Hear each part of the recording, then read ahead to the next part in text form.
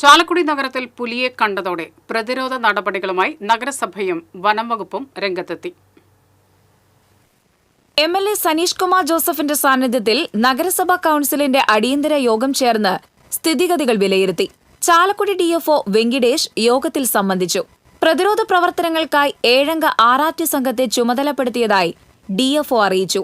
നിരീക്ഷണ ക്യാമറകൾ ഉടൻ സ്ഥാപിക്കും. പുലിയെ പിടികൂടുന്നതിന് കൂടി സ്ഥാപിക്കാൻ ചീഫ് വൈൽഡ് ലൈഫ് വാർഡനോട് ആവശ്യപ്പെട്ടു.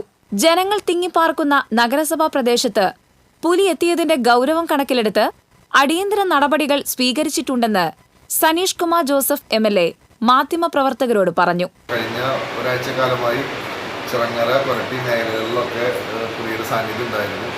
അപ്പോൾ ആ ജനവാസ മേഖലയിലാണ് പുലി ഇറങ്ങിയിട്ടുള്ളത്. ഇത് ജനങ്ങളിൽ അതിൻ്റേതായിട്ടുള്ള ഭയാശങ്കകളുണ്ട്. അപ്പോൾ അടിയന്തരമായി ജനവാസ മേഖലയിൽ ഇറങ്ങുന്ന ഇതുപോലുള്ള മൃഗങ്ങളെ മയക്കുവെടി വെച്ച് പിടിക്കുക എന്നുള്ളതാണ് ഫോറസ്റ്റ് ഡിപ്പാർട്ട്മെൻറ്റ് സാധാരണ ചെയ്തിട്ടുള്ളത്. അപ്പോൾ അത്തരത്തിൽ മയക്കുവെടി വെക്കാനുള്ള അനുമതി നേടാനായിട്ട് ഡിഎഫ്ഒയ്ക്ക് നിർദ്ദേശം കൊടുത്തിട്ടുണ്ട്. പുലിയെ മയക്കുവെടി വെച്ച് പിടികൂടണമെന്ന നിർദ്ദേശമുണ്ടായി. ചാലക്കുടി സൗത്ത് ജംഗ്ഷൻ മേഖലയിൽ തെരുവ് നായകളുടെ എണ്ണം ഗണ്യമായി കുറഞ്ഞിട്ടുണ്ടെന്നും ഇവയെ പുലി പിടിച്ചതായാണ് സംശയിക്കുന്നതെന്നും VJ ജോജി കൌൺസിൽ യോഗത്തിൽ പറഞ്ഞു. സമീപ പ്രദേശത്തെ പൊതുനിരത്തിലെ അടിക്കാടുകൾ നീക്കം ചെയ്യുന്നതിന് തീരുമാനിച്ചതായി ചെയർമാൻ ഷിബു വാലപ്പൻ യോഗത്തിൽ അറിയിച്ചു. ഇതിനിടെ കണ്ണമ്പുഴ റോഡിലെ പുലിയെത്തിയ വീട്ടിൽ വനം വകുപ്പ് ഉദ്യോഗസ്ഥർ നിരീക്ഷണം നടത്തി.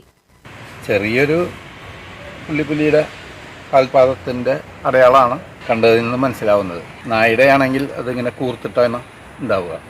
ഇതിലേ ക്രോസ് ചെയ്തു പോയ ലക്ഷണങ്ങളുണ്ട്. TCV news, Chalakudy.